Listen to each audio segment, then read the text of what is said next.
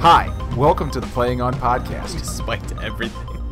Hi, welcome to the Playing On Podcast. I'm your host for this evening, episode 59, I believe. I think so. I did some research on the way over here. I have a very, very special guest with us today. His name is Carl. From 2002. The Microwave Markowski. He is wearing an olive green JT Racing size medium. It's a large. Well, I think it's a large. It's small. Yeah. Welcome to the fastest dad in paintball. Hi, Mark. How are you today? I'm good. I'm glad to be here. All right. I got a first question. Guys or girls, you think? See, you've asked me this a bunch of times, and I think girls. I think girls, I think, too. that's a terrible icebreaker. Yeah. It's better than, Don't use that one. does this rag smell like chloroform? So how you been, man? I'm living the dream. Yeah? Yeah, Yeah, it's you're in been Buffalo great. now? Buffalo, New York. Yeah, I heard that city's pretty cold. They like chicken wings, naturally. Yeah. The buffalo So wing. why did it get turned to like buffalo wings? Because they were developed in Buffalo. The story is... That's really the reason? Yeah, the story is I'll give you the rundown. All right, let's do At it. the Anchor Bar, which honestly is probably like not even in the top 10 of the best wing places in Buffalo, but they'll tell you they are. They apparently one night, they used chicken, got whole chickens, used the breast, used the thighs and different things like that, and the legs at the restaurant. Well, they apparently discarded the two pieces of the wing that you get. Commonly, people call them like drums and, you know, paddles, flats, whatever you want to call them. It's basically your arm. Chicken fingers? Yeah. It's their finger? No, Just the there's one no finger? chicken fingers. No, they have wings. And they apparently one night were like, whoa, let's fry these and make some sauce. So they did, and the next thing you know, there's the buffalo chicken wing, which shorted to buffalo wing, and I don't know. Then you get places like Buffalo Wild Wings that they somehow abbreviate. Did they originate in Buffalo? W3. That place? No, B it's a Dubs? chain. Yeah. B Dubs. They have terrible food, overpriced. Not a fan. Not a fan at all. Not a fan. I was on Facebook, and this is, you know, because I'm a food connoisseur. Now I am a Self-proclaimed. self-proclaimed wing connoisseur. You know, since I've spent the last 8 months in Buffalo, New York, I've pretty much had wings everywhere. Right. And I see people on Facebook, where in Northwest Ohio has the best chicken wings, and 3 people comment Buffalo Wild Wings. You just want to walk over there and smack them in the head. It's like asking who has the best local burger, and you say McDonald's. Killer. That quarter they pounder. got the best quarter pounder. The way they make it. It's so quick. It's so made, fast. It's made to order. It's about the same every time. It's impressive. Yeah. It's pretty close. It's almost like they have a machine that does it. And out of all frozen ingredients, it gets shipped in daily. It's ridiculous. They're like the #1 import for chicken and something else. Maybe bread or wheat. Because they just go through so many buns. Yeah. It's crazy. Over billions and billions served. It says it right on the sign under the golden arches. It's crazy. So, I got some more questions for you. Yeah, I've been listening to this new podcast. And which one? It's the Team Never Quit podcast by Marc Schulte, and I'm not sure the other guy's name. I think it was Rutherford or something like that. Luttrell sounds familiar. Very good. Marc Schulte, Lone Survivor, wrote the yeah. books. Very good service, Lone Survivor. Very good. Very motivational. Good to listen to at the gym. If anybody wants a podcast, listen to it at the gym. But you could listen to Playing On podcast at the gym, and it'd be sweet when I'm on. Nice plug. Yeah, you like it? But anyway, they do this like rapid fire round. And they have these questions, and you just answer them. First word that comes ahead. Not even like we used to play that game, remember? Right? On our long drives to Columbus. We did. Yeah. Oh, I loved apple, it. Yeah. Pear. rabbit, Hole. stew, Chew. it. Movie. See, that's not bad. No, it's not bad at all. So, like the first question was, I think you need to start doing this with your guests. Okay. We used to kind of play this game, I know a little bit. If you were a metal object, what metal object would you be? A handmade knife. Nice. By like, so let's go there for a second. Okay. So, my buddy, I have like one friend in Buffalo. Okay. I've been there 8 months, so it's one. You've made one friend? I'm due to have one. That's not bad. So he loves Forged in Fire. Okay. Which is a show. I don't know if you've ever seen it. It's on History Channel, right? I think so, yeah. Yeah. It's really cool. They literally make weapons. It's awesome. Well, I like showed him, kind of turned him on to like Jameson Chop, and he makes those. He like those Muteki knives. Screw this! I'm gonna be a blacksmith. And he became a blacksmith, and it's so cool. And I watch all this stuff. I want to buy a knife from him, but I can't afford it. I know that's the only thing that's holding me back. I'm not gonna be like, hey man, make me a deal, because I'm not like that. You know. His like. So I feel like there's a big difference between asking one of your friends to, hey man, can you see if you can give me a paintball gun? Can you see if you can give me a deal on a whatever X paintball gun? You know, that's one thing. But saying, hey Jameson, do you think you can get me a deal on your livelihood? Yeah. Well, it's I mean, it's anyone's like, even like livelihood. If they own a business, but it's different if it's, hey, you know, you buy this at dealer price X, you know, can you get me a deal on it so I don't have to pay full retail? But he's the one physically making the object. You know, he's got, there's material costs, but it's labor intensive. Right. These guys make a knife on that show. Like the final project's like a 5-day project. You know, hours wise, this has got to go. This is bothering my head's getting so hot. This is bothering me. Oh, I'm getting warm just in this. I'm wearing the NRG. New York NRG. I only wore that once. It fits me good. I'm wearing this. It's a 4X. Oh, yeah. I don't know why they assumed that I was a 4X. Well, because they only printed off one of those. You move so fast and it just flows. It was like a blanket. Slow you down, like a parachute. Yeah. Parachute training. So the next question for you. Okay. Shout out to Jameson, though. Awesome knives, bud. Jameson Chop. I don't even know if he listens, but... I don't know. We can tag him. But head him over. I think he's. I'm gonna find his Instagram Jameson so you can find him. Chop Knives. So it is. Let's see. I follow him too, but I don't know it by heart, bro. Yeah, we definitely need a little plug there, because there's a lot of people that like cool stuff, like handmade, custom one-off. JM Chop with 2 P's. So JMCHOPP, and custom knife maker. Awesome stuff. Awesome stuff. Makes Muteki knives.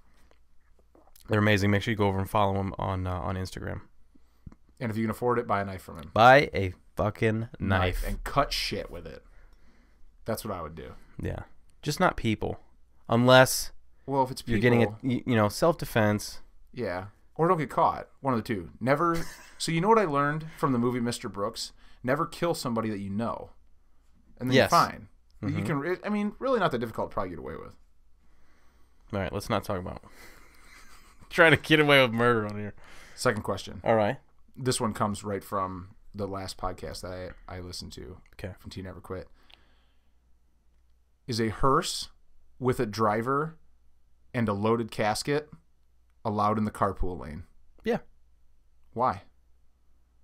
I don't know if it specifies that the other body needs to be a live person. Well, so is there... I mean, there is a difference between, let's say, like a dummy and a corpse. But is there? Depending on how you view things. See, and then that's true, because it's like... The Klingons, it's just an empty soul. You're the person... Are you talking Star Trek? I'm talking Star Trek. The Klingons... They believe that it's just an empty shell, and that you're with it what you please, right? Because the soul has already went off to Stovokor, and that's where they turn and they howl at it. Serious shit, bro. Too deep into Star Trek. Well, no, I mean that's an honest way of looking at it, because I think it should be in the carpool lane. Absolutely, no reason you can't. Absolutely. Well, you think about it, like you are your consciousness. You're not. Your body is physical, but your body wouldn't be. You'd be a tree if you weren't. I mean, maybe trees have. Trees have some sort of, and plants have some sort of. Would you call it a reaction rather than a consciousness? As far as trees go. Well, maybe mushrooms. Like you're already some. If you're in Hinduism, you're already something else when you die.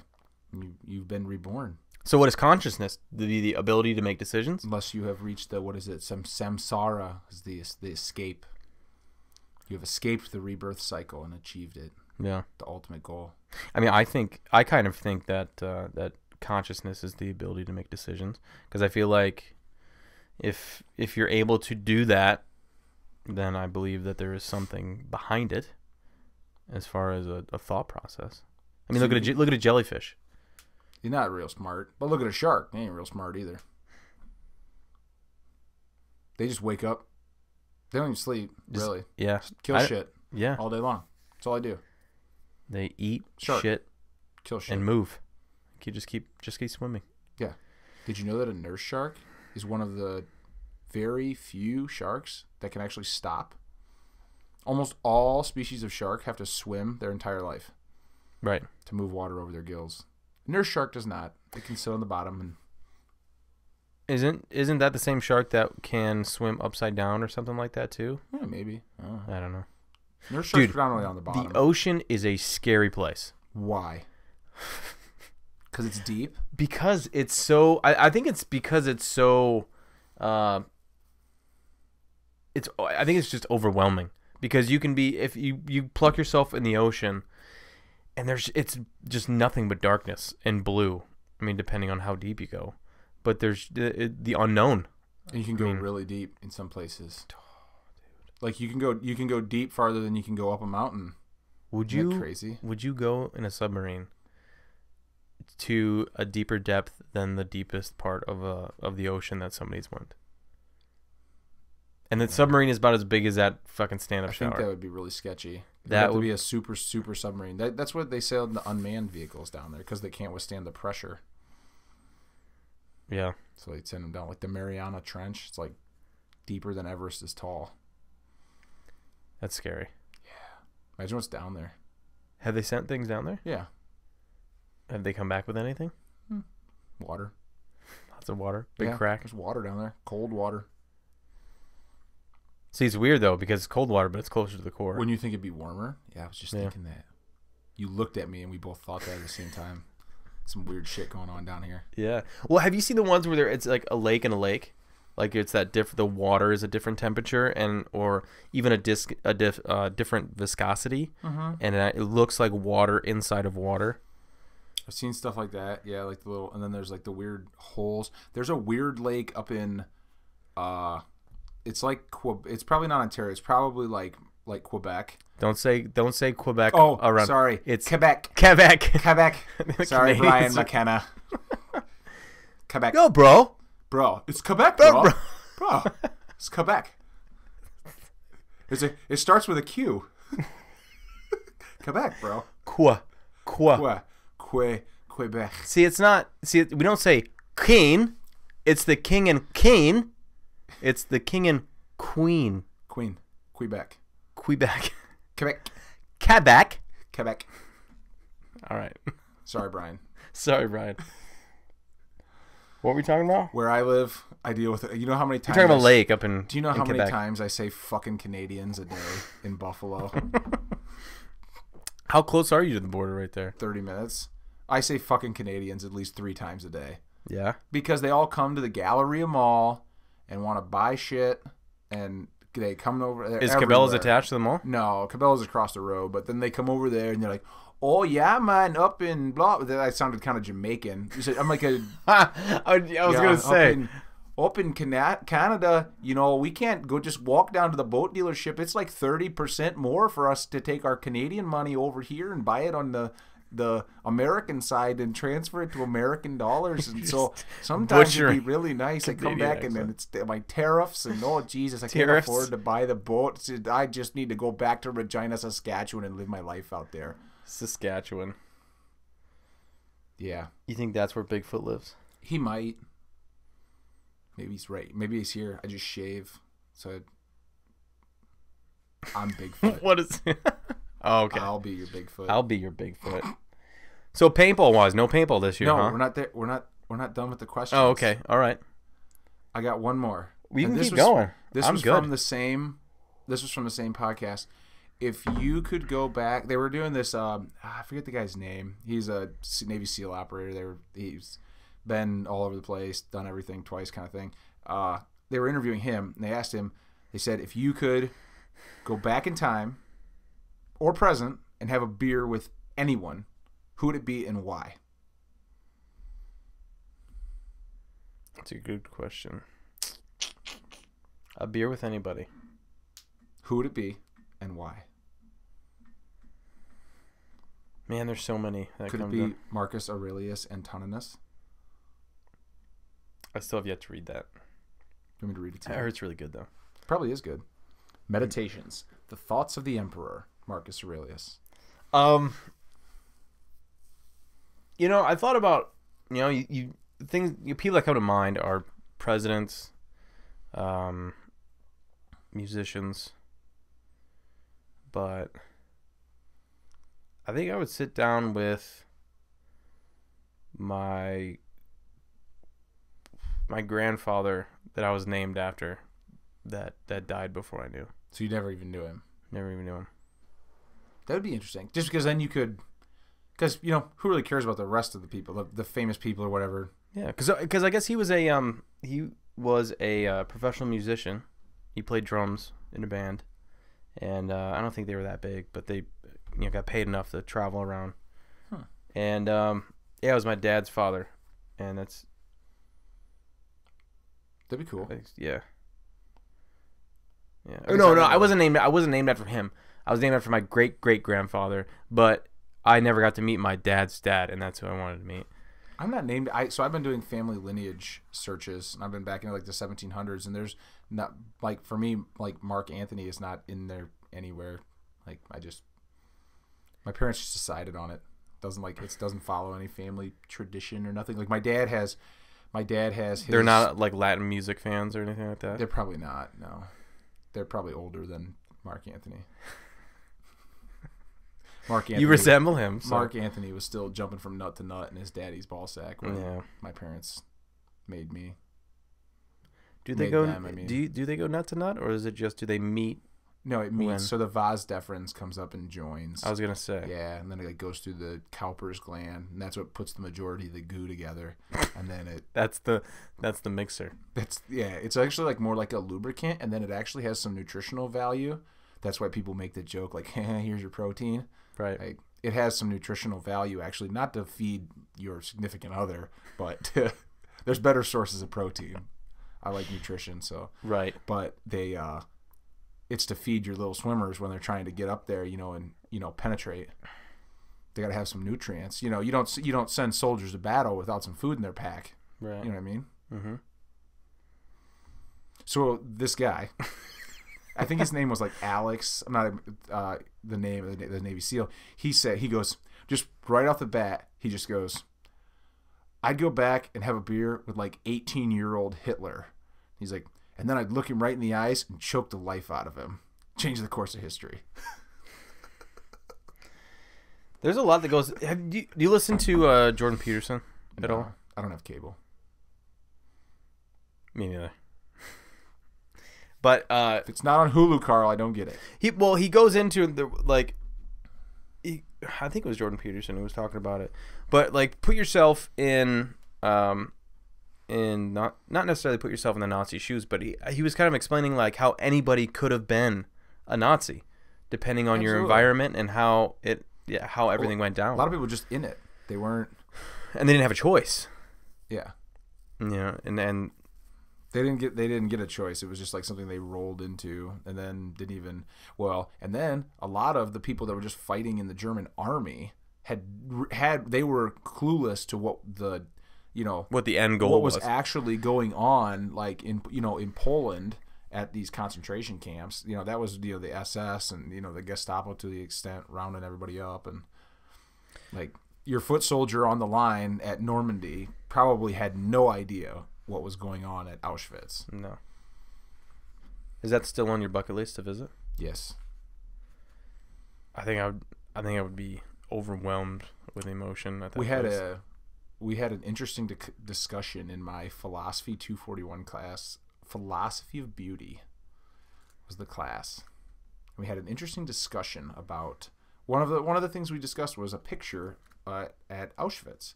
Mm-hmm. It was the philosophy behind how you perceive like this photo. Is this photo beautiful? Was the question. Like aesthetically, it's a nice photo. As far as the shot was Yeah, concerned. it looks great. If you don't know what it's a photo of, you probably would say it's a great photo. But if you say it's not a great photo, not a beautiful photo, because you go, you know, 1 million plus Jews went to their death rolling through that gate on a train, then you're showing bias, though. You're being biased to why it's not beautiful. So it was just a picture of the gate? It was a picture of the front, yeah. The front? Yeah. Kind of just like the gate. If you know what it is, you let your outside bias of the evil and the atrocities that went on there influence your thought on whether it's beautiful. When aesthetically, it's a pleasing photo. Mm-hmm. Aesthetically, it would be pleasing to stand there and look if you didn't know. Right. But if you know what happened there, you could jump to the concept was you're jumping to a biased conclusion saying it's not beautiful right off the bat because Hitler killed a bunch of people here. That's true. It's all perception. Are the beaches of Normandy beautiful? I mean, they're nice white sand beaches. Whitish. They're nice sand beaches. They were before and they are now. Yeah. And, and just they were only crappy for a little while. So I've been taking, I think it's melatonin. I take melatonin. Melatonin? Oh, it's great. It gives you great dreams. Holy shit, dude. Like, I've been taking it for this past week. And every single night, I've been having the most vivid dreams of something different every single night. Yeah, it's like. But I've been like missing my alarm clock because I've been like sleeping so well, but every dream I would wake up. Normally, I don't remember my dreams either. Sure. Anyway, but every night I would wake up and it would be. I would still have that memory of that dream, and it would be super vivid, and it would be different every single time. I had one where I was in a war, and I've never had this feeling before, and for some reason in the dream, my body and my mind felt this feeling, and it was the feeling of knowing that somebody is trying to kill you, and I've never had that feeling before. Ever. I don't know what it's like. I don't know what, I can't imagine what it's like because in 2018, we just don't, as an everyday person, you don't really go through that in America, you know what I mean? In a decent part of town. But in the dream, I was in war and like almost there was not necessarily a bounty on my head, but I was on the ground fighting, but I was by myself, but I knew people were looking for me and it was the weirdest feeling, man. It was the weirdest feeling. I don't have dreams like that too much. That was the first time that's happened to me. I have ones where like they always correlate back to whatever happened, like from the day, because that's what the thought is that your dreaming is when you go into the REM sleep. Your day breaking down. It's your body sorting short into long-term memory, discarding shorts and storing longs memories. So it's like. I don't know. It's interesting though, because like I've had ones where like my dog was in my grill and I turned it on and like burn him and all sorts of weird shit. Like why? Jesus. But it's like things with the dog or like I get the dream where you're like running from a bear. For me, it's always a bear, and I run and then I like make it to the building, but then the door is narrower than the door jamb. So you can't latch it. Like I get it. I have that all the time. Yeah. And then now I'm to the point with my melatonin, it gets so crazy that I dream that I've looked at my phone to see what time it was. But I'm never like out of the dream. Mm-hmm. Like I will be dreaming. Are they lucid? Yeah. Oh yeah, I remember it vividly. Like, well, I mean, do you know that you're dreaming though? Like, yeah, are you remembering this while you're dreaming? I'm remembering it like after what'll happen is I will dream that I looked at my phone and it was 8:30 and I'll panic and wake up and then roll over and grab my phone and it's 6:15. Yeah. Like that happens to me all the time. I dream that I'm ahead of life. Yeah, it's been really weird. I mean, because the whole reason I was taking melatonin and I've never taken it before is because I just, for the past like couple weeks, I would just be rolling in bed. I'm getting so hot. I'm burning up. I'm stripping. Don't look. But or do. I'll clean that up later. But I just haven't been able to get comfortable, and I've been just rolling and just waking up multiple times at night. And Gotta meditate. Headspace. I need to do something, man. I just haven't really been able to sleep that well. But this past week with the melatonin has been definitely an experience. I would take the melatonin about a half hour before I want to go to sleep. I put on the daily. I pay for the Headspace, but I put on the daily Headspace meditation. Started on 20 minutes, and I never make it to the end. Yeah. Just out. It's weird because falling asleep is almost like a meditation. With nothing, it's a mindset, getting yourself to sleep. You want to know a really great way to meditate in the best way, like because even if you try, you can get very good. Like I'm very good at meditating, even in a loud room or whatever. But sit at home, quiet, with a little like teacup candle, and just stare at it. It's awesome. Mm-hmm. And just analyze exactly what it's doing, and notice every little thing about the flame, and it kind of takes away a little bit from the idea of meditation to not allow thought, period. Right. But then if you can't do that, it is physically not possible. You're going to be thinking about something. The trick is to teach your mind to the idea I've always told is, imagine you're sitting on the side of a busy highway, mm-hmm. and the cars are the thoughts going by. You can acknowledge them. You see them. I'm like talking with my hands. But you're not stopping traffic. But you don't go run after one. Just let it go. Mm-hmm. You just like, oh, thought. Gone. If you stare at the candle, you're thinking about the candle. When I do it, I think about everything about the candle. And that's it. I think about the flame of the candle. Yeah. And that's the only thing I think about. And I can sit there like for 10 minutes just rock solid candle. Do you ever drive with the radio off?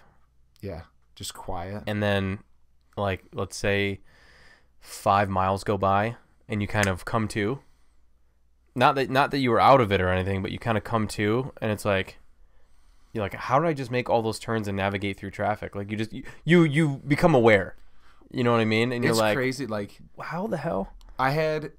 Or like how stress can play a role. Like, so my lab final for my data structures class that I just finished was unbelievably stressful and difficult. It took me it was the full 2.5 hours. It was absolutely ridiculous, and it was so stressful that I couldn't to try to just get it to do everything. We were talking about it like earlier today.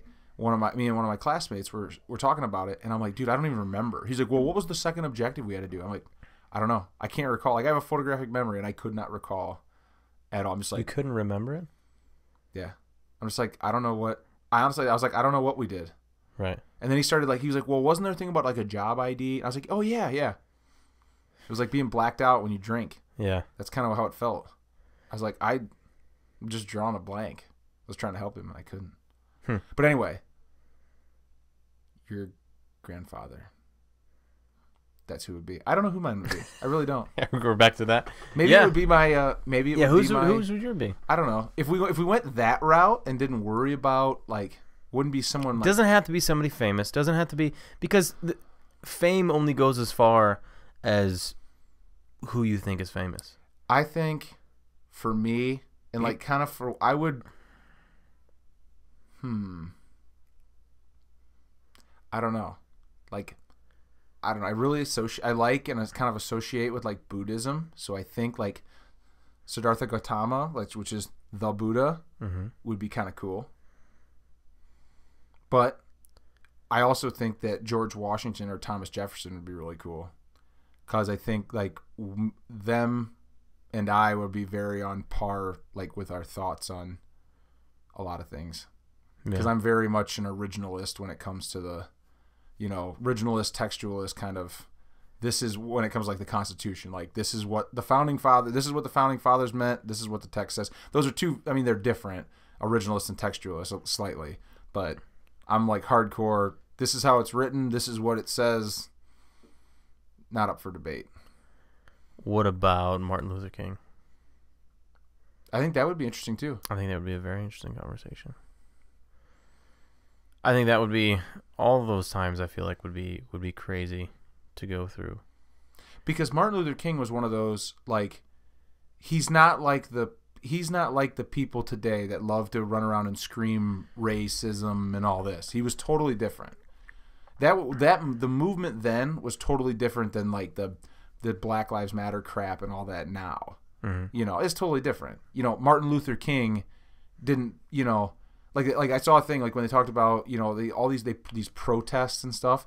It's like there's a difference between Rosa Parks sat in the front of the bus, didn't give up her seat. She didn't burn the bus down and tip it over and smash cop cars and scream, "Let's kill a bunch of cops." Vandalize the bus. Yeah, that's not a protest.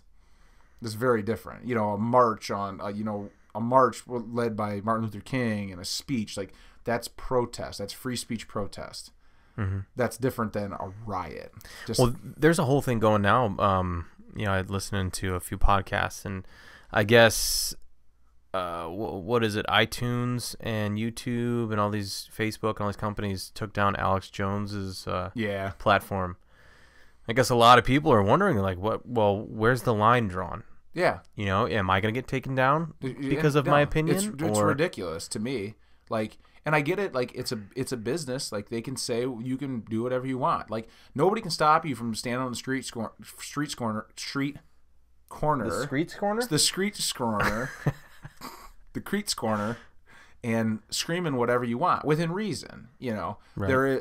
You can't do like you can't stand there and scream whatever you want. Like you think about but like under the Constitution, you can get people like the Westboro Baptist Church that stand there and, you know, hold signs that say "Thank God for dead soldiers." Do they have a Facebook page? What? Probably not. They probably don't. But it's ridiculous though. You can't like one like. Antifa can have a Facebook page, or I think everybody should or nobody should, one of the two. I mean, it's Mark Zuckerberg's right to say that you can't have your KKK clan can't have a Facebook page, but you know, because it's a business. You know, it's just like a business. It's just like a baker has the right to say that he's not making a cake for a gay couple. Is it a business or is it a public service? It's not a public service. It's definitely a for-profit business. Right. Yeah. I mean, they provide you a service. You're not required to take part in it. That's the thing. A business can refuse service to anyone. You know, somebody can walk in and go, "No, sorry, we're not going to do that." Yeah, I'm like that close to deleting all my Facebook stuff. I mean, no matter, whether it be the podcast, I don't know. Like I'm kind of getting over Facebook. Like we've talked about this before. Like Facebook can just be, it's so much trash. So much shit. I get all this share stuff. You know, I keep a couple of these like diehard left-wing liberals that I have in my friends list on there just so I can laugh at the shit that they post. But some of the other stuff is just like, it's just so stupid and so convoluted left and right. Like, you know. Well, there's so much good and there's so much bad. Like there's so much good. Like Rossford has a Rossford community thing that everybody talks in, complains about stuff, and then praises the good and garage sales and shit. Like, but there's a ton of good stuff, but there's a ton of shit on there too. And then you get ads for everything, all these sponsored ads, which I get. That's how they make money. That's a business. That's where the business comes in. But the thing is like I feel like we've gone away from the basics of what we're trying to use the internet for. You know, and now it's just become this thing where we scroll and we scroll and we scroll and we scroll mindlessly, and we're not really accomplishing anything. You know, I love having information and be able to go on and get information like YouTube. I go on and I watch jiu-jitsu all the time. You know, and I'm taking information. But when people go on there for, you know, 90% entertainment, 10%, you know, but this, and I'm talking about like kids growing up, they're taking in 99% of their internet and everything is entertainment rather than good information and educational shit. They don't know what they're getting either. That's all the time I hear people. I love commenting when I see people share stuff on Facebook that is just so false. It's not true. Like, you don't know the source anymore. You're just reading it. I mean, but that's been going on forever. The media has been lying to the people forever. Yeah. You don't know what you're getting and what, you know.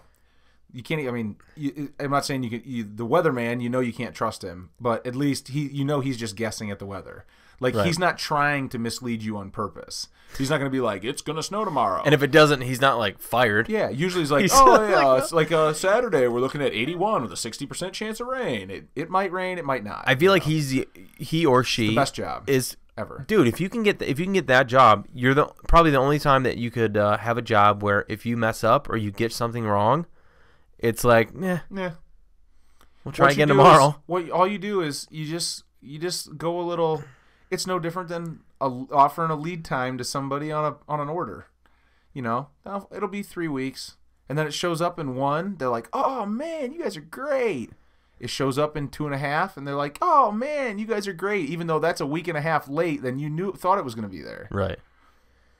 You know, It makes it look good. But that's the weather thing. You're just like, oh yeah, it'll be if you just say it's like a chance of mostly sunny, maybe a chance of late afternoon thunderstorms. They love that line. You know, partly cloudy with a chance of late afternoon thunderstorms tonight. High of 81, low of 62 overnight. So where do they get the percentages of rain? How they make it up? They get it from the NOAA. They get it from the NOAA guys, the Oceanic and Atmospheric Association, administration or whatever. They don't like the Robert Shields is not a WTOL. He's a meteorologist. He is a chief meteorologist. So why is it meteorology? Is it called meteorology? It's meteorology, and it's the study of the meteors. Because I haven't seen a meteor on the weather yet. Trivia question. Sometimes I have these in the bag. Sometimes I don't though. What is the name for the activity of collecting stamps?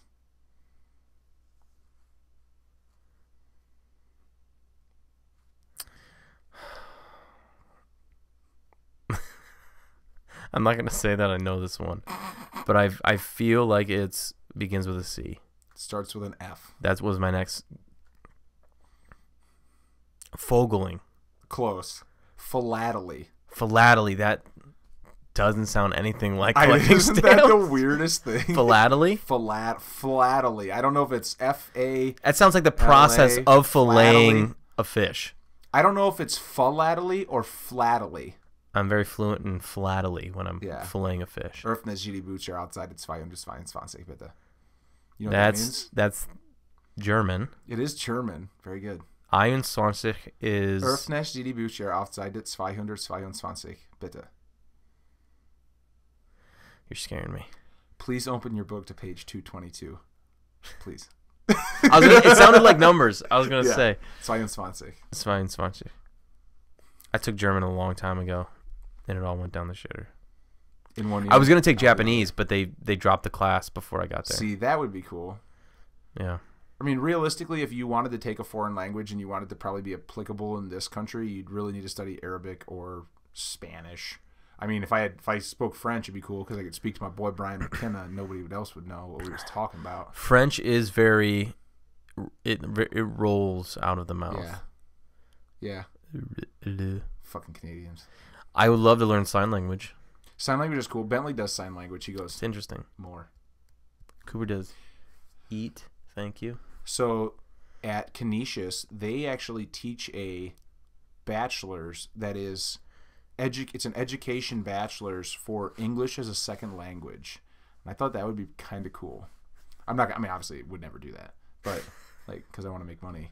But I thought that's really neat. It's the concept of teaching kids English that don't know English but the thing is, on the foreign countries, they're smart. They teach the kids English right off the bat, right, from a young age. So they're bilingual. I mean, like Tashi is fluent bilingual, and pretty much fluent in Spanish. I would say.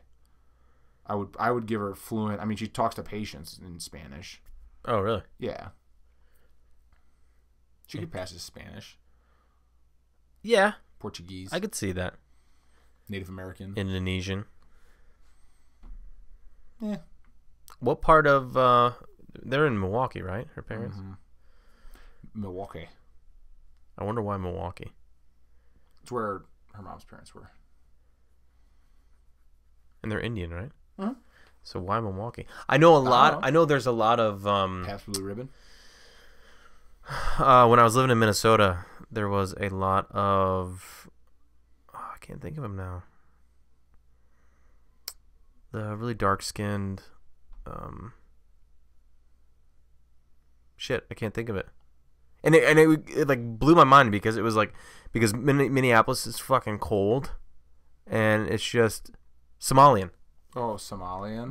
There's a huge Somalian population in Minnesota. Well, you got a lot of a big Muslim population in Dearborn. Like huge. Yeah. Huge. It's like little Dearbornistan. That's what I always call it, Dearbornistan. Yeah. But they had good food. A couple of guys that I used to work with. That's where they had like you got Sidon and stuff. You got good places here in Toledo, but they used to drive up there. There was like 3 of them. Mm-hmm. They used to drive up there and get food all the time. I never went. It's a long way to go for food. I went to the Middle East market today. Got me some hummus. It's cheaper in there. It's so good. $10 for 2 big tubs of it. Made fresh. I mean, packed today. It's Tashi and I get it. I mean, my parents brought me some last time, and Sidon, Lebanese bakery, and the Middle East market. Shoutout, Toledo, Ohio. It's good stuff. Right across the street from work. Right across from the Peterson Thermal Equipment. Oh yeah. Pump Systems Peterson Thermal. Ooh. Yeah, they're slowly getting rid of the Peterson Thermal. The fire trailer is only going to say Pump Systems. I mean, that's what it should. Peterson Thermal Equipment is kind of... Well, it's no longer a thing. Uh-huh. So, paintball. Paintball. So no paintball this year, huh? No. Strictly because of school and work? Yeah, there's not really like anywhere. I mean, there's one place, and I got a new field in Buffalo. It just opened up, but there's a give it a shout out. What field? We're gonna give it a shout out. Do you want to do it right now? We can give it a shout out. So I was just trolling through Facebook one day, probably pushing 2 months ago, and I see kind of a little thing about Buffalo paintball, an article that was shared by an article that was written on these 2 guys that run a tech company.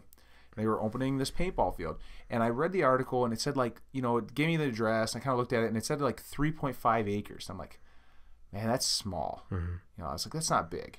So I reach out to them, because I don't know what the background is. I don't know. I wouldn't mind being involved, talking about it, and just seeing where they were going with this idea. Like, what did they have planned?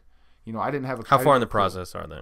Pretty much is what you're trying to find. I'm like, where are we at? Okay. So I contact them. We talked a little bit. I actually met them down at the field, kind of almost did a little bit of consulting work. And I'm like, I was like, what are your end goals? Because I've been around this game a long time. Like, I can tell you, I've seen a lot of fields open and close, mm-hmm. and I can tell you what the players want from a tournament standpoint. I was like, it's real easy to make rec players happy. Have cool, unique, interesting fields. Super naive as far as, or maybe not naive, but needy. Yeah. I was like that. So I was like, well, they're like, well, most of everything we've heard back from all the people around here is Buffalo needs like a NXL speedball field. And right when they said speedball, I knew they probably didn't know a ton about paintball. Because who says speedball? I used to say speedball when I played with a spider. Which was what, last year? A couple weeks ago, last time, yeah. And so I know that they didn't have a big background because they're asking a lot of questions, but they're asking good questions. Right. So I kind of helped them out, and I said basically I was like, I kind of looked at what they had. I looked at the room that we had. We stepped off a bunch of things. I'm like, you can put the field in here this way. Explain to them that they're going to need netting. We talked about compressors. We talked about all this. I said, you really want to please the clientele. You need to get this graded, and you need to put down turf, graded, compacted, drainage, put down turf, and get a regulation 2018 NXL field. Right. And that's what they did.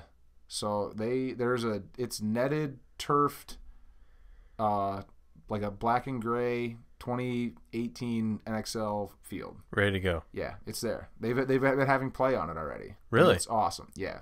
It's Normal Paintball, NORMEL Paintball. It's in Buffalo, Normal Paintball in Buffalo, New York, and it's interesting. But I mean, I could see some big things coming there. It's kind of the location maybe isn't great, because kind of in the town. But I know they got everything going with the city and got it all set up, and they've been playing there. They're looking to host a tournament or two, and maybe do a pro clinic. Maybe that'd be fun if we could arrange that. That'd be cool. That'd be really cool. I know a couple guys that play pro, so Yeah? Yeah. A couple? I know a lot of them. See, But, we talked about this. There's so many pros now. I don't know half of them anymore because there's 20 teams.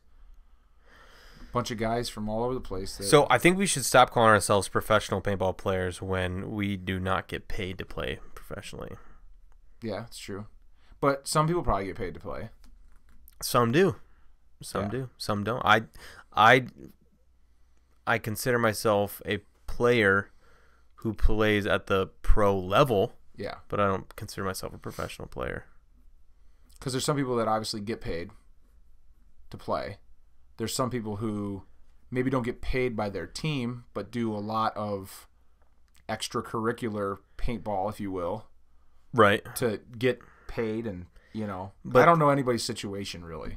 You have to be able to definitely use your name to be able to make it happen and make the push. But, I mean, that takes time, and can doing that, take more time than your normal 9 to 5? It might. I don't know. I see, I follow what's his nuts? The French guy, Marcelo. Yeah. French? Yeah, this is Marcelo Margot. That's Marcelo Margot. Margot. When you get MARGOT, Margot. Margot. I think it's Marcelo. Marcello. Margot. I think is how you. Margot. Marcelo. Marcello. Margot. It's Margot Robbie. Marcelo does it very well. He does it very well. Greenspan does it very well. I see Yarber. I see Harrison. I don't see any of those guys. But I don't know. I know Harrison. He's all over the place playing. Yeah. All the time. The Adventures of Marvin Harrison. The Adventures of Harrison Fry. Harrison Fry. I just love his last name, Harrison Fry. F-R-Y-E. It's kind of a porn star name almost. It could work. Harry Fry. Yeah. I wonder why he doesn't go by that. Harry Fry. Harry Fry. We could start that. Harold Fry. Trend it. Hashtag Harry Fry. Seattle Thunder. So, I mean, have you played paintball at all? No, nothing, huh? I haven't played any paintball since. No grandma's couch? No grandma's couch since World Cup. When I disappointingly took second place in 10-man, which is really, honestly, the only kind of paintball that matters. I'll go on record. They love to make fun of me. They're like, oh, yeah, here comes Mark bragging about his 10-man medals. But, hey. I got him and you don't. I love 10-man. It is a lot of fun. People that are jealous that didn't get to be 10-man series champions. This would probably be a great segue for the ICC. This is a great segue for the ICC. Big shout out to Tim Montresor. And I don't know who else is involved. I know there's a ton of other people involved. Montresor sounds French, too. Montresor. Timothy Montresor. He's done a great job. Yeah, it's unbelievable. I was going to go this year, and I was not able to, but next year I'm going to make it a priority. And here first, I told Carl today that when we know the dates from Tim next year, 2019, Iron City Classic, which I find it hard to believe it wouldn't happen because it was, I heard, more awesome this year and it was awesome 2 years ago. Yeah. So I'm sure it's going to happen again. The biggest thing will be figuring out how they can handle more teams, because I know they sold out, but we are going to make a 10-man mechanical team. Definitely should. And we're going to shoot people. Yes, with mechanical markers. With probably Planet Eclipse EMAX. I will have an EMAC for sure. I'm pretty sure I'm getting one of those. They're so fucking nasty, dude. They shoot so good, and it's so fun to shoot. Have you shot one? No. You haven't shot one? No. Bruno has mine right now. What the fuck, Bruno? Well, he's playing the Masters that's coming up or something. Oh, yeah, old man. In Chicago. Yeah. But he's like, dude, can I shoot that EMAC? No. I was like, yeah, you can shoot it. Because I let LJ shoot it over at the Irish City Classic. Fucking LJ, man. He's a good kid. I like LJ. I like LJ. He got married. He got married in my fun spot, Aspen, Colorado. Yeah? Yeah. That's right. At the Maroon Bells, Maroon Lake. Dude, those are such good. Pretty much the definition of a small wedding. Right? Like mom, dad, Mom, Dad, you may kiss the bride. All right. You know LJ went right in there hard. Mm-hmm. There might have been tongue. I don't trust him not to. I think he went up. He probably did. She was probably tall. Yeah. They don't make negative shoes, so I'm sure she... Love LJ. Yeah. I think she... No, because she was there that day we went to that sketchy-ass burrito place in the hotel in Chicago. I think she was with LJ. And Across from the hotels? Yeah, that sketchy one. That we had the horchata that came in the dirty plastic cup, but it was delicious, so I didn't ask questions. It was good, but I forgot it was in a dirty cup. Something, it was called Burrito 2, and whenever I see that, it always makes you wonder. What was the 2? Did one burn down? Was one closed down for serving cat? Was it the number 2 or was it TOW? It was the number 2, as in second attempt. Not 2 like as in also. They should have said burrito also. That was one of the more sketchy experiences with Mexican food I've had in the United States. Yeah. It was delicious. I'm not convinced I got steak in my burrito. Could have been horse meat. Or I've had goat that tasted similar. Was it you and I that went to Jersey Mike's? Oh, yeah. That Twice, yeah. It was so good, dude. I don't know if it was because we were so hungry those days, but Mike's. Holy shit, dude. So there's a place in Buffalo called Dibella's, and it's very similar, makes very good. And I think it's some sort of chainish, but it's very limited. It's not very widespread. Yeah. There's more than one in Buffalo, but I don't know how far it spreads from Buffalo. What is it called? Dibella's. Dibella's. Dibella's. Dibellas. I don't know, man. Jersey Mike's is good. Chisane. I'm ready to play some 10-man though. I know, right? Talking about it. I'm ready to play some tournament paintball, man. I haven't played since Dallas. How's the knee? Are you going to be ready feeling really good for Chicago? I think so. Are you going to hope tear it up? Yeah. You're going to have practice? When's it layout? Are you talking about my knee or like paintball?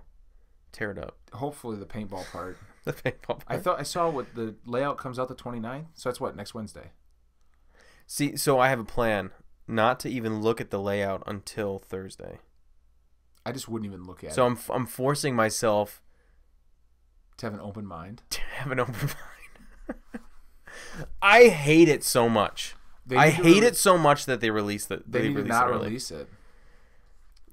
It helps level the playing field a little bit. The bullshit. What? Not releasing it? No. I thought you said releasing it helps. No, I say they need to not release it. Yeah. Because that would help level the playing field. Yes. Yeah, releasing it doesn't level the playing field. It lets the teams who can just shoot endless amounts of paint and practice endless amounts of times. Yeah, let's get all the bounce shots. Let's do this. Let's do this over and over and over again. So when we get to the field, there's no fucking there's 5% creativity happening. I feel like there's no trial and error. Like those were the days, to me, the trial and error days were the fucking fun days of paintball. You had to figure out how to play it, and you still do to an extent. You see how like it's Friday, and then there's Saturday paintball, and then there's Sunday paintball, and it changes around. But if you don't adapt, you're gonna get your ass kicked. Like, right? It gets honed in on Sunday. But the thing is that there's no there's so much shit that people are already have already figured out that it just, I don't know. And everybody's gonna be like, well, you know, this is coming from a guy who plays an Aftershock who's second to last place. I was like, who's in last place? I've been ML Kings, Thunder maybe. Ugh. But I've played for teams. I played for teams that won. I've played for teams that lost. I've been in the middle before. So it bothers me that we're that low. But I feel like anybody can win a tournament, man. But it's come so far now that it's pretty damn tough to win a tournament. But anybody can win, but it's just pretty fucking tough. I mean, think about it in any high level of any sport. Like, think about what it takes to win the Stanley Cup. Yeah.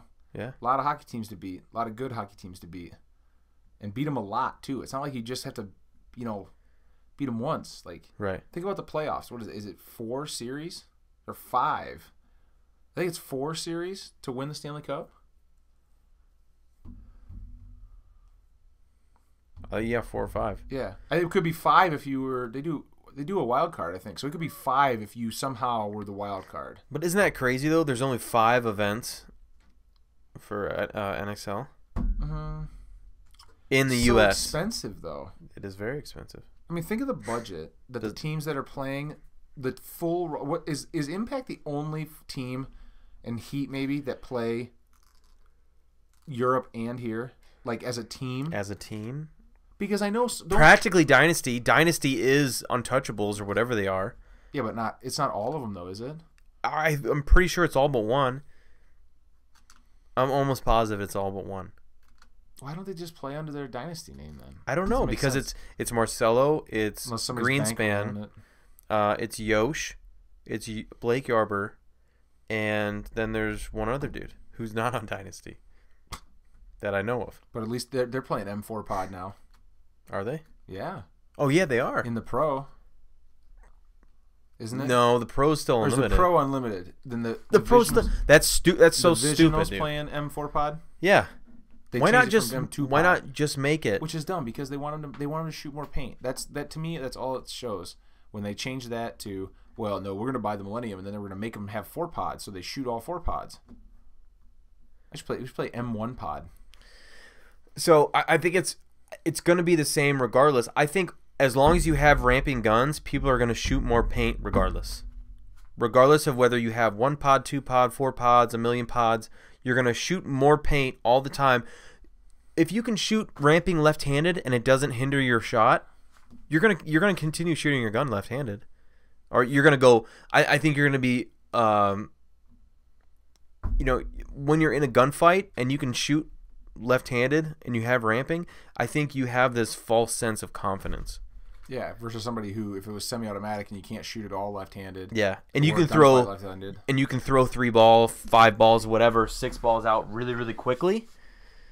Yeah. And but everybody goes and shoots their bunker and just like doesn't go in.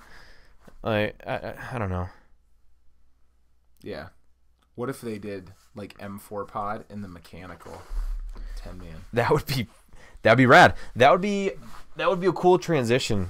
Like, going to mechanical. Have it all pros just play mechanical. Might as well anyway. I mean, the loaders they still have $200 loaders out that only have to feed 10.2 balls a second. Yeah. That would be cool. All the pros mechanical markers. No autocockers though, man. But the thing is, they would never do that because they want it's part of the marketing scheme. They want the kid, like that fancy gun you got sitting over there. They want the kids to buy that one because Aftershock uses that. Well, and one. that's how they make. That's how companies make their money. Or shoot, I just bumped. That's right. Edit that out. They want to. That's how they're gonna make their money. That'd be like, oh, we're gonna make all the pros wear T-shirts. Well, then the kids aren't gonna want the fancy jerseys to look like the pros. I think they should make all. I like what they did in the pros though. They made all teams have matching jerseys, have like set like color schemes and whatnot. It was ridiculous how like the jerseys were changing every game, every like match, every event, day, every event. Yeah. It makes it hard on the spectators that want to like watch. It's like it's going toward the home and away thing, but it's still not regulated. It's not good from a spectator standpoint. I just don't think it's never going to get to where it needs to be like mainstream. Breakout. Yeah. See, we were talking about this earlier. Like, why is it that it feels as a pro, it doesn't feel like it used to be? Because I feel like now it's just a perk that pros play at the NXL events. Because then I feel like the normal divisional player that goes to the NXL events, their number one main thing is that they are playing. Yeah. They have a tournament to play. And then maybe somewhere down the line they get to go watch a pro game or two. If they want to pay. That's the problem. And then if they want to pay. On top of that before, is think about what I'm paying to be there. And then I'm going to now you want me to pay to come over there. Like that should be part of my $2,900 X-Ball entry. And I don't know if they do. I don't know if they come with. No, it doesn't. You have to buy it. And that's why only at World Cup did I ever have it. That's why I had you get me pit stickers so I could watch games without having to pay them. Basically, I'm great at reloading guns though. Yeah, no, you do a great job. I'm strong at wiping a gun down. You do a great job. I always make sure they're not on. Wiping heads off. Wipe it off. Yeah. You can see the top of everybody's head, so you just. I do. Yeah. I'm like, LJ, come here. I gotta bend down to wipe his head off. Get that for you. Don't hurt his little head. But where did he go? He went to Infamous, right? Yes, he did. And somebody else, Mike, went to Trade My Gun. Oh, yeah. Yeah. I saw that too. I'm not really following. I don't know paintball. half the shit that goes on. The only reason I see that is because, I'm friends with them, so I see like stuff on the interwebs, but I'm not like watching PB Nation or anything like that. Yeah. John Dresser videos. I did hear John Dresser surrendered an Ohio kid. I don't know the story. I just keep seeing it pop up. Yeah. Online. So the way it's been told to me is that he got surrendered in the woods by John Dresser. That's rough. Maybe scared him. And we talked about that. You can't surrender. No. You have to try and spin on him and just take the punishment you have coming. What do you think's worse, surrendering or like shooting yourself on purpose? Surrendering. Instead of surrendering, he should have shot himself in the foot. Yep. Like, oh, there. See, I'm out. There it is. I'm out. We always joke in volleyball. Eliminated. Like if somebody gets a good swing, we'll be like, all right, we'll say like, oh, I was in the net. Doesn't count. Well, that you what's that? No, Saturday you have a tournament, right? Yeah. The 2018 Toledo Sport and Social Club Mud Volleyball event benefits the Kidney Foundation of Northwest Ohio. It's a great event. Tons of teams. They use a bulldozer, do like little dikes with they put like foot of water, play. It's all muddy. It's a riot. Sell a ton of beer. He's got 61 kegs of beer. In Columbus? No, it's in Toledo right here. Oh. At the Lucas County Rec Center. Really? Yeah, it's cool. It's a good time. It sounds like fun. They got some food trucks and I think Deets Barbecue and somebody else. Do you plan on winning? I always play to win. I don't play any game not to win. That's a good mindset. If you play a game without the intention of winning, you shouldn't bother playing. That's my thought. Yeah, I agree. No points for second place. Do you have fun? Yeah, I try to have fun. I enjoy the games that I play. Good. But I play to win. Always. Always play to win. Yeah. I play to win in pickup hockey. I don't want to lose in pickup hockey, let alone. My pickup skates are really good because I get to play with some ex-NHL guys, but... So like really? Yeah. Who do you play with? Like Mike Pekka is there. That sounds familiar. Patrick Coletta. The Sabres guys. Did they say something about your height? Usually, yeah. Pekka's like 5'6", so like I feel like Zdeno Chara. Like, hello, little buddy. Hello, little buddy. Hello, little friend down there. Can you please tape up my shin guards for me? I remember the first time I skate and step on ice. Fall down. I fall hard. When I was 3, my dad took me to Bowling Green State University ice rink to skate, and I fall on head. Explains a lot. I have been skating much better ever since. Yeah. It's not how many times you fall, Carl. It's how many times you get up. It's great. It's great advice. Should we end on that? No. Okay. I I didn't know if you wanted to end on that one or not. You looked at me like that's all I got. That's it. I wanted to give you one of these, dude. Oh, what is it? A sticker? Yeah. Oh, nice. You can put it on your forehead, phone loader, if you want. I saw a meme on the internet. Banners. Had to do with what we were kind of talking about, and it said something like, it says like, me, it's not how many times you fall, it's how many times you get back up. And then it says, cop, that's not how it works in a field sobriety test. That would be good stuff. Yeah. Paintball. I don't really like to drink anymore. Really? Yeah. I mean, not that I loved drinking before. I never loved. I mean, I used to love drinking. I would say probably I used to drink too much, and now I just I don't know. It's kind of one of those. I'm getting older and I don't recover. So if I go out and drink too much, I just feel like crap and ruin my next day. Yeah. So I just usually am not really into that. I found that I pretty much exclusively drink either bourbon straight, just a little bit of it, or I drink red wine. That's just that's a Tashi conversion. Yeah. Because before you would have seen me with a Budweiser heavy or maybe like a nice Busch Copper top and.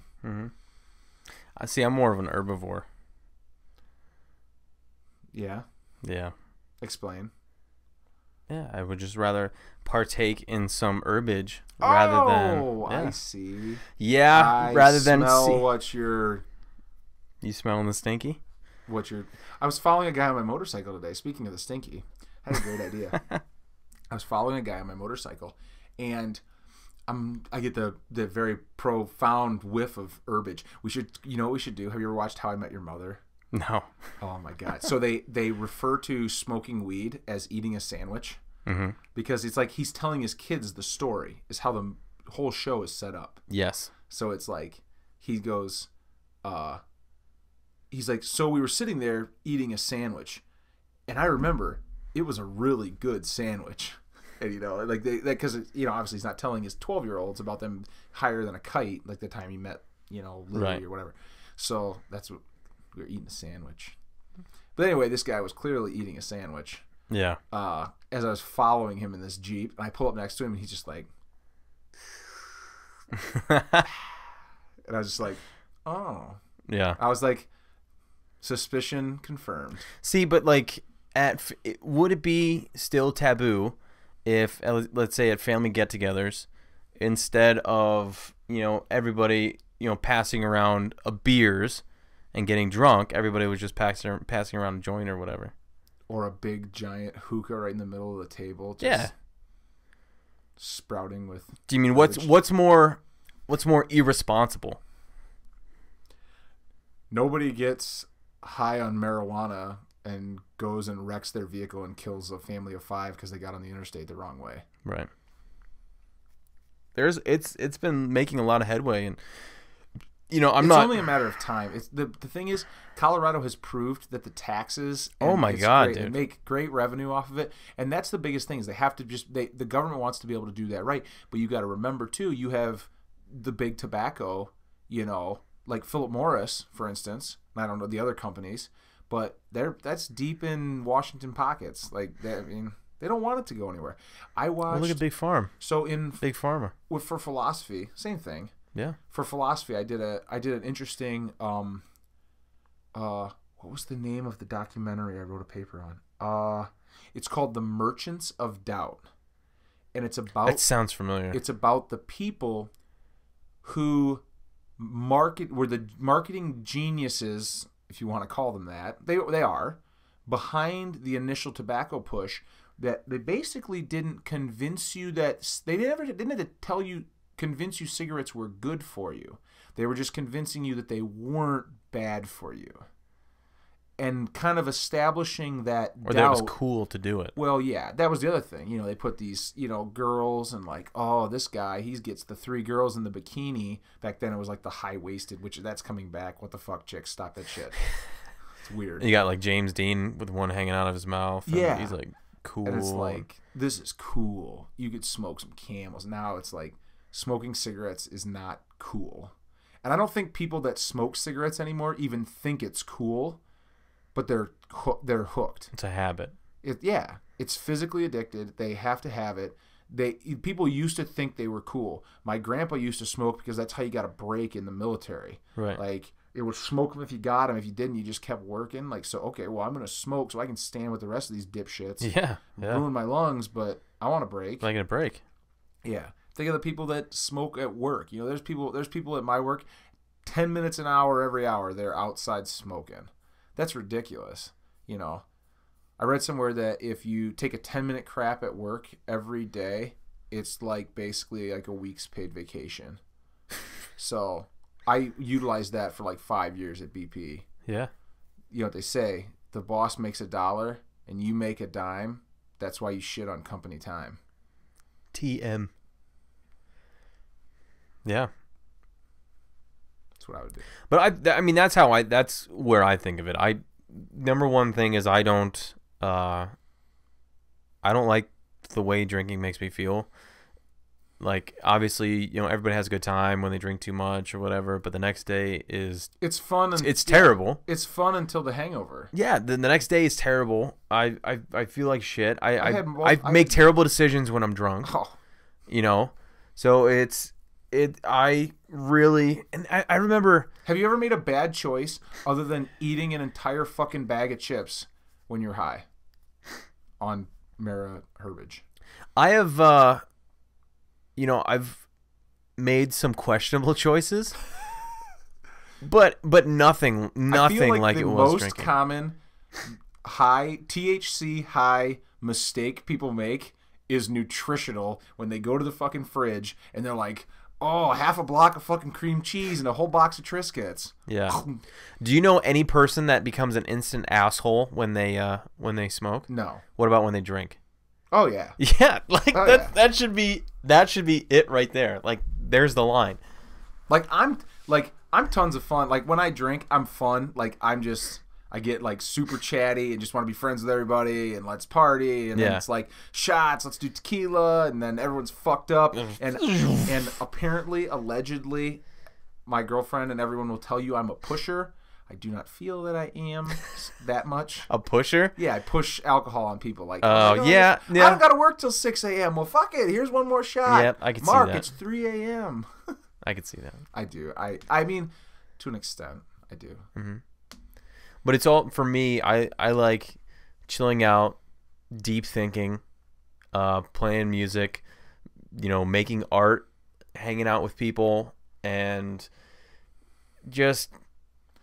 I don't like feeling like shit. I mean, that's basically what comes down to it. I like having a good time, but I don't like feeling like shit. And I like expanding my mind. And the only thing that alcohol does, it's not saying I don't do it at all anymore. I still drink every now and then. I just love but I just like it's just not for me. I just don't really do it as often. I don't. I used to do it every day. I hate the way it makes me feel.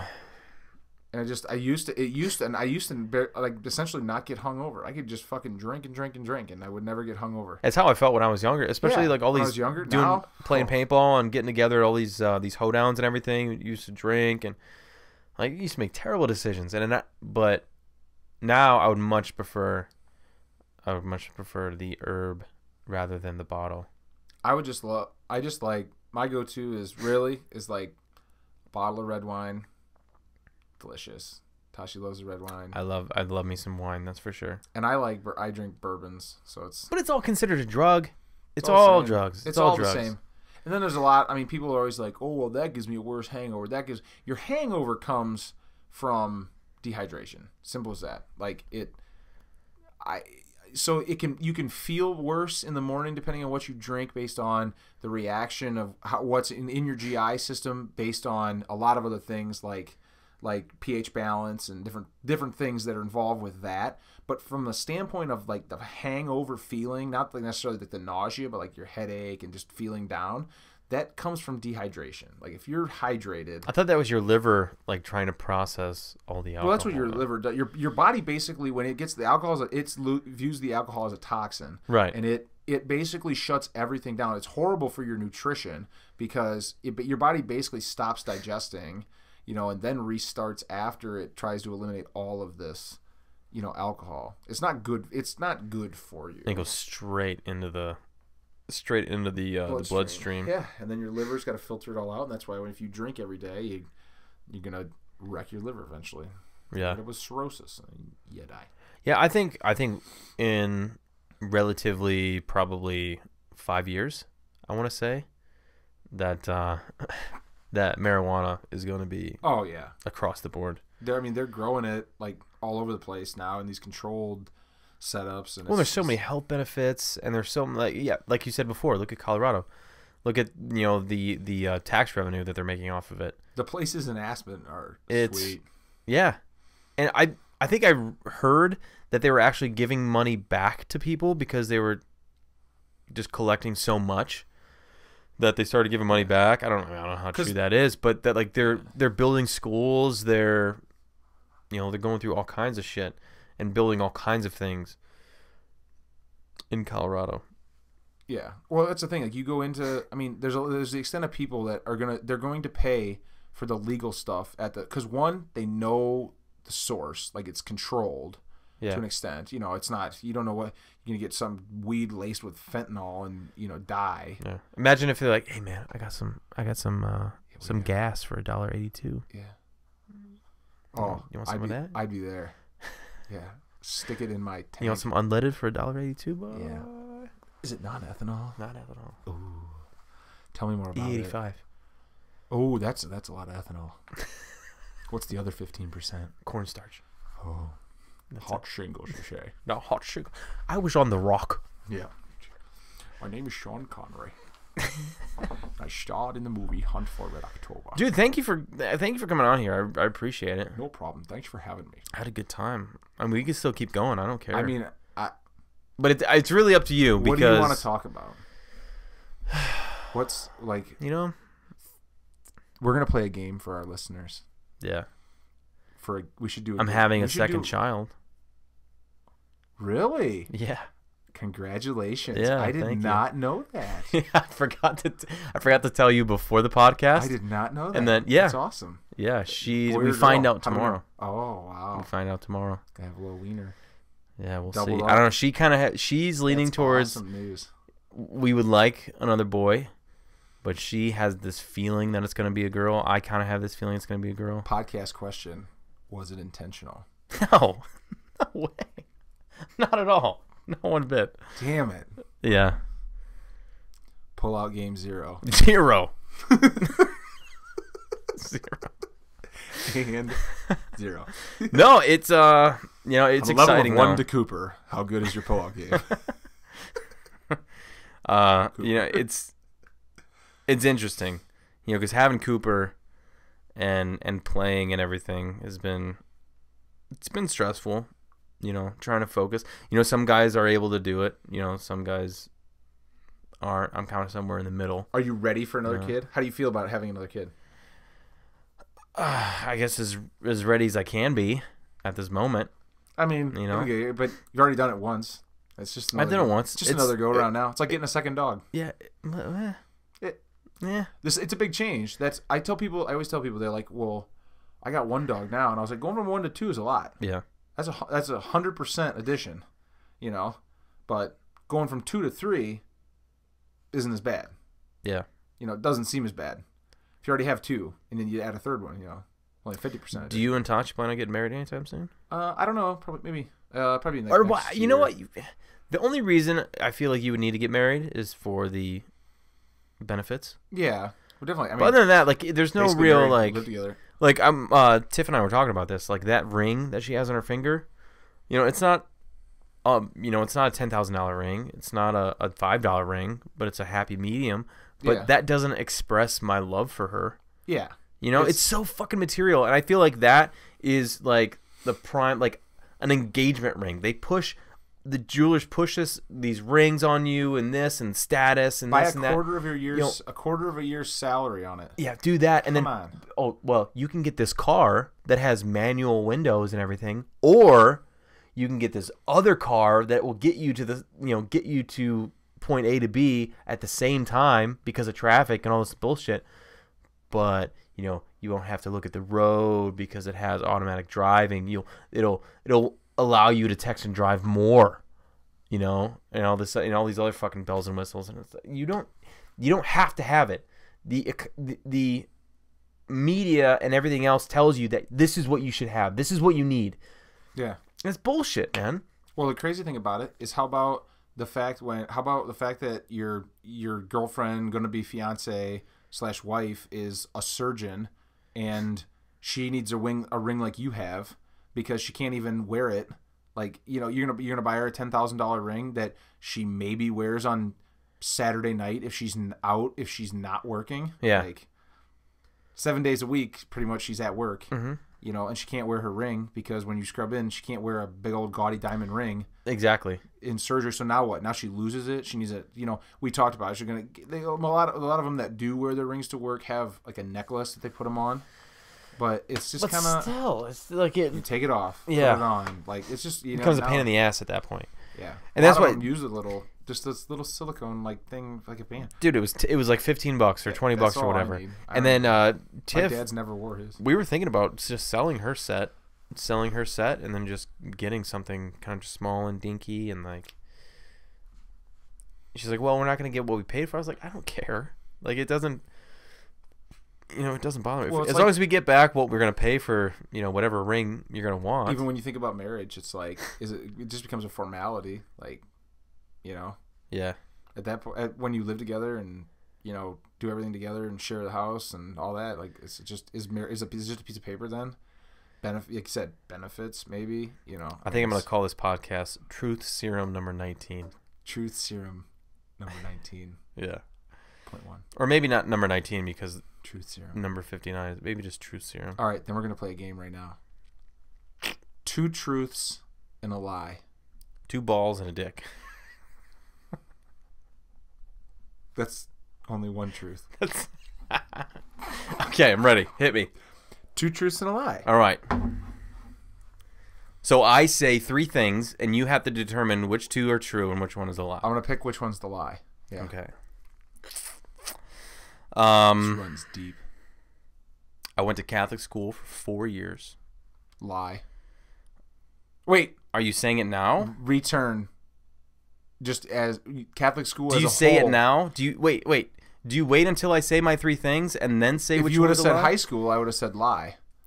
Because I know it's a lie. Well, I didn't say high school. Okay, that's why you should just hold your answer. I reverted. All right. You may have to. I may have to ask for clarification, like a kid at a spelling bee. Okay. Country well, just hold your pants. I went to Catholic school, just Catholic school for 4 years. I have 1 sister and 2 half-brothers. And I have only been late to work 5 times this year. Well, this month. I'm going to go with late to work 5 times this month. Because I know better than to believe that. Yeah, that's true. Because I knew. But it's always by like only just a minute. Sister and a half brother, I think. Yeah, I have another one that lives in Utah. I didn't know that.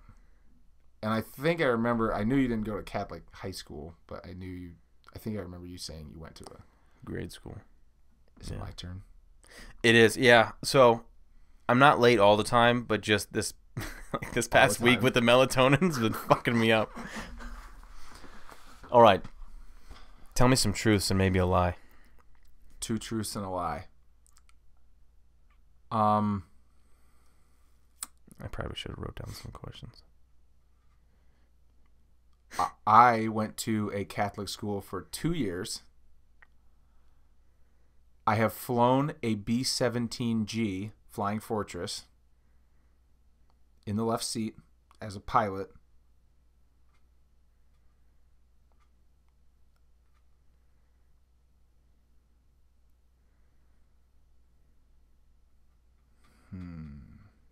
This is dead air. People don't like this. I got to think of a good one. I grew up on a farm.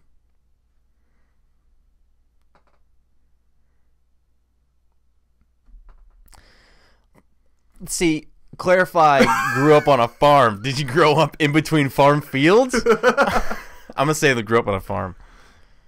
That is a lie. Yeah. You're right. Look at you. Boom.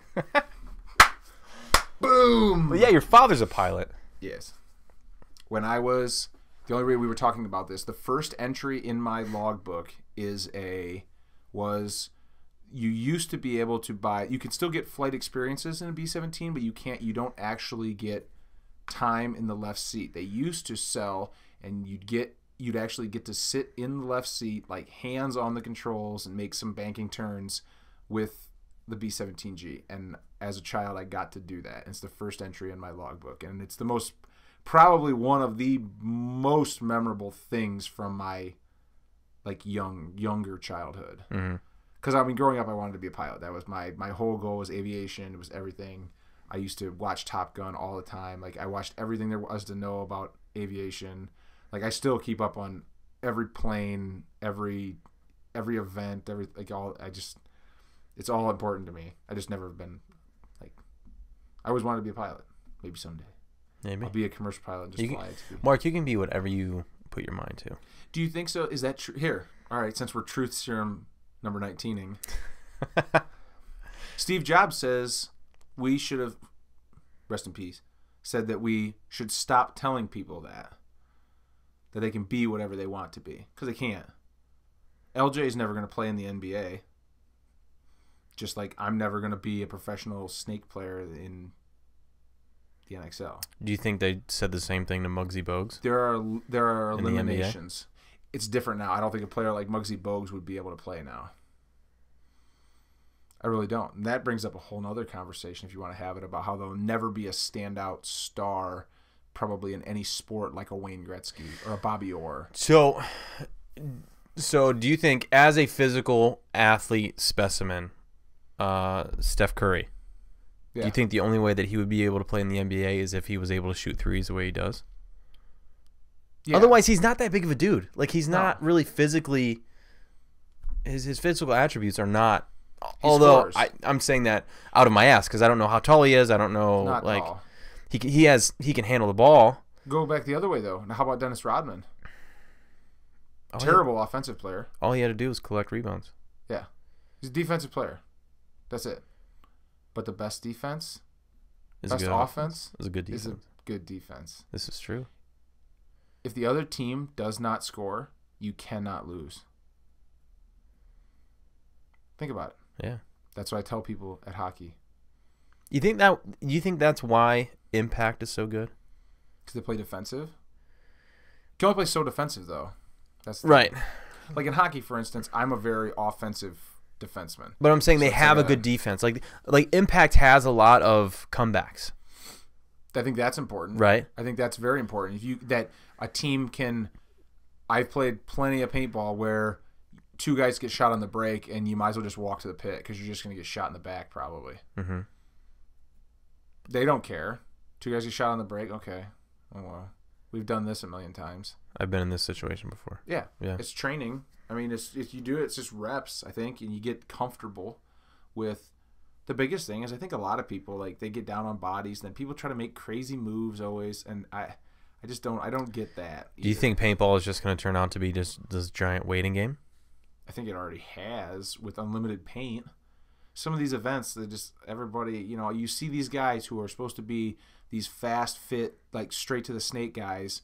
Like I know you always do the M4 pod thing, but like I seen the one tournament last year, Chad George got like 12 pods on his back. Like what the fuck? Yeah. And then how many pods do you like? Even if he closes out the game, how many pods does he usually have left on his back? Probably all gone. I'd say sometimes he has probably like 8. Yeah. If he starts with 8, he probably has 4 left on his back. Yeah, even if he closes out the game. It depends on the game. Yeah, obviously. But let's say average point is minute and a half, 2 minutes. Average point. I would say that I think we were talking about this before. Even at M4 pod, that is just shooting your 4th pod. It depends on how it just really depends on how the game plays out because I can think of last year that I had times where you could get 3 kills from the wall and I never even put a second pod in my loader. But then I can think of other times where if you get up there and then they go the lane you're like trying to like bait them, they go on the break through somehow, then you're stuck there basically just railing on them, and the next thing you know, you're 8. Like I used to carry 8 pods. It doesn't slow me down. Right. I mean, you can't tell me that a little like tiny guy, it doesn't slow them down. To carry double the paint. There's no reason. It's silly. There's no fucking reason. What about this? So, Ryan from X Factor, the coach. Okay. I think Ryan. Why did I say Ryan? It is Ryan. I just had a fucking brain fart. I can't think of it. I'm kicking myself in the ass. I know X Factor guy. What's his name? Alex. Ryan Brand. Okay. The coach, younger guy. I used to play for him. But anyway, he brought up this whole thing about a shot clock, and I think I talked to him about it because I was thinking about the same thing. Now, what if there were 7 2-minute points? I think it'd be awesome. 7 2-minute points, and it's obviously who can score in that point, or who has more bodies at the end of those 2 points. There's always going to be a point scored, no matter what. If there is a stalemate, I'm wondering like this. If there's a stalemate though, do you start sectioning out the field into like gridding out the field, like you know how the MPBL did, where they had like the green was like this much, and then when you got to the 50, it was red, and then when you're on the other side of the team, it was green again. But obviously you knew you were on the other side of the field. So what if now, if it goes to tie at the end of a point, it goes to advancement? Whoever got farthest up the field. So that would kind of push players downfield too. Yeah. But then what? Then what if somebody's runs forward at the buzzer? Like, do they have to establish? I see a lot of officiating issues. But then you can actually involve technical replays. You know, whatever. You can actually use the replay and camera angles. Where was he? You can definitely see that. Was he established at the bunker, or was he just running downfield? That could get tricky. It can get tricky, but I'd rather do something like that and get people, like, influencing people to move rather than influencing people to fucking sit on their ass and just shoot their guns. I think you do it, but don't do the stalemate rule. It's just you only score a point if you go down there and touch the buzzer. Period. If nobody touches the buzzer, it's done.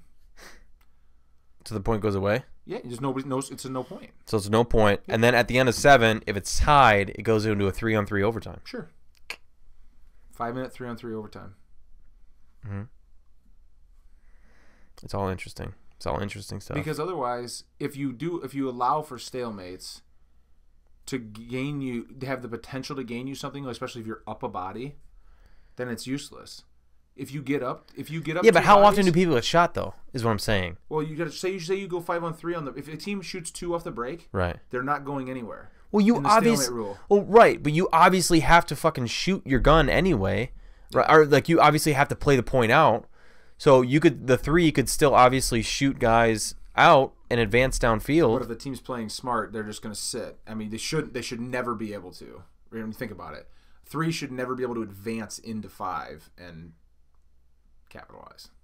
How often do you see 3-on-5s? I would say quite a bit, but you don't usually win on the 3-on-5. Yeah, I guess that would be the biggest. I mean, because that's what sucked. Because then it would come in. It wouldn't come in with the other team trying to advance. It would be the other team just trying to fucking hold out even more. Yeah, it's so fucking boring, dude. You'd have to go. It's all boring. You know what we should do? We should all just line up in Civil War. Wouldn't it be more fun? I like playing, whenever I'm at practice, I like playing Civil War, and then I like playing Paint. So instead of horse, you play Paint. You know what I'm talking about? Yeah. Those are my 2 most fun. Those are my 2 most fun drills that I do at practice. I like playing Civil War. Yeah. You gotta start a long way. Oh, it's so fun. It's so fun, and then you just take a big step. And you're like...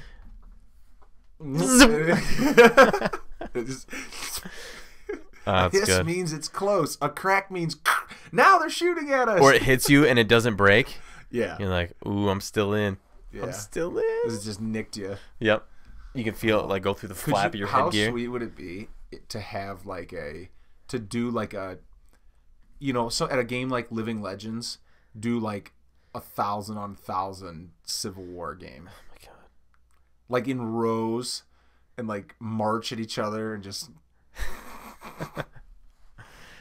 Dude, I haven't played a scenario game since Tipman vs. the World a couple years ago. You know what would be fun? Do a big game like that, but everyone only has 1 paintball, and you slow walk in paces at each other, and then decide, and then you can shoot your one. Like when you're ready. No, you have a pouch on your hip full of paint, and you have a squeegee. You have a barrel and you have the musket load every single one. They should make musket guns. How sweet would that be? You could probably do that would be awesome. And have a little remote line, or you can just have a CO2 or your tank like in the stock, and just rip rip open a gunpowder bag. Yeah. take a knee and just like trash. How scary would that shit be, though, dude? I mean, when you think about it, how dumb. Oh my god. The Americans finally figured it out in the Revolutionary War, like to go to guerrilla warfare and let's run around and shoot him in the back and shoot him in the side and screw this stupid shit. You know. Was that it, or was it Genghis Khan? Well, he probably did too. But I'm saying in that old style of ridiculousness. Back in the day, though, in medieval, I mean, look at the opening scene from Gladiator. Dude, speaking of how Aurelius crazy is fighting with like swords and shit, it's like awesome. getting cut. Would you rather get shot or cut with a giant sword? Shot. All day. All day shot. I've seen a few people fucked up from knife wounds. Hard pass. Yeah. Just shoot me. See, but then I've seen people with, you know, a nice little entry wound, and then their backs are all blown out. Depends on what you're shot with. Right. What's comparable to a, you know, let's say a 3-foot sword? What would be a shot comparable to that? I'll just pass on both. Yeah. If I'm gonna get shot, I want to get shot with a heavy caliber rifle center mass, so I'm just dead.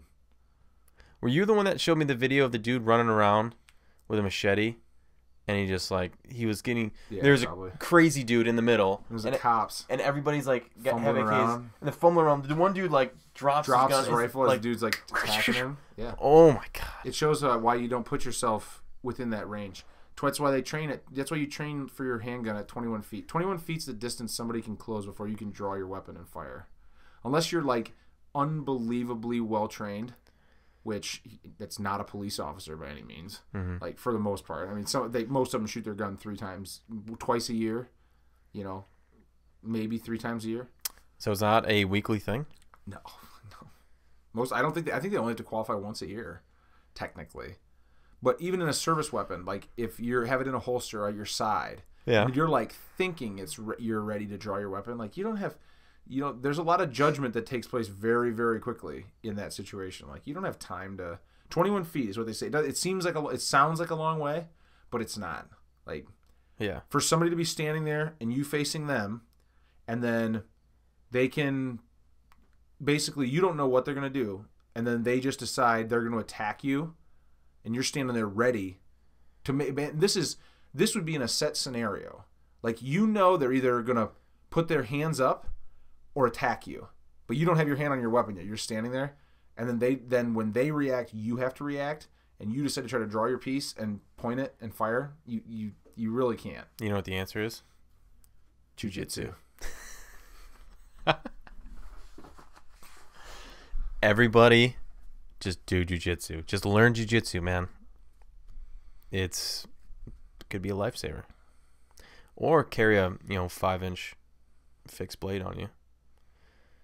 Which the one I have is only I think like 2.5, 3. I just carry a gun. I carry every once in a while. I think everybody should carry a gun. I don't carry as often as I probably should. Every day, you should. When you go anywhere with your family, you should carry a gun. That's what I would do. Yeah. You never know. Too many crazy people out there. It is. You can carry around one of Jameson's knives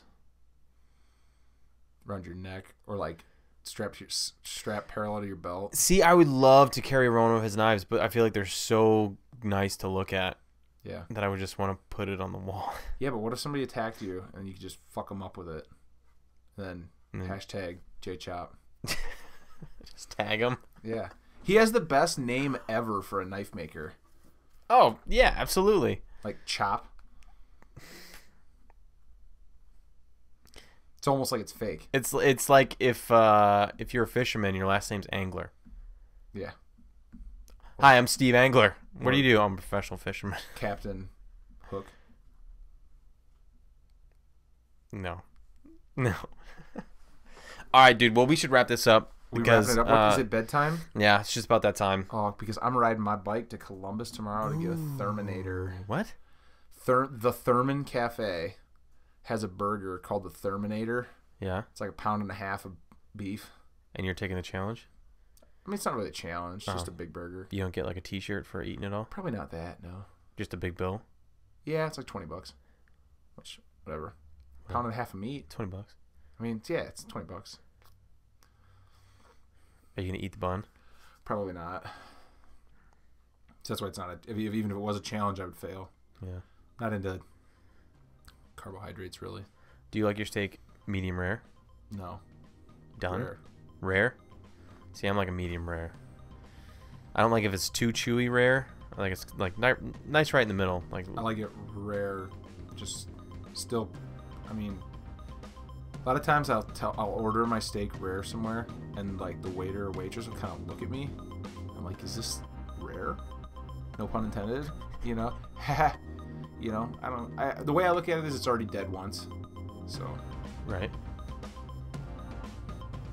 I wouldn't be opposed to it if it came from like if it was a steak cut from like my buddy's family's butcher shop. I wouldn't be opposed to eating it raw.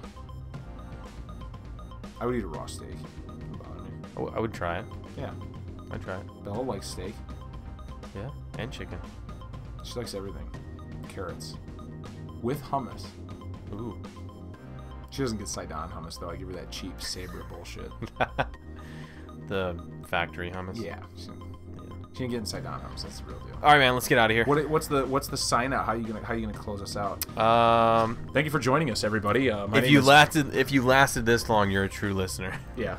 Thank you for joining us, everybody. I'm Marc Schulte, your special host, and I'm here with Carl, the Microwave Markowski, aka Fastest Dad in Paintball, and we out.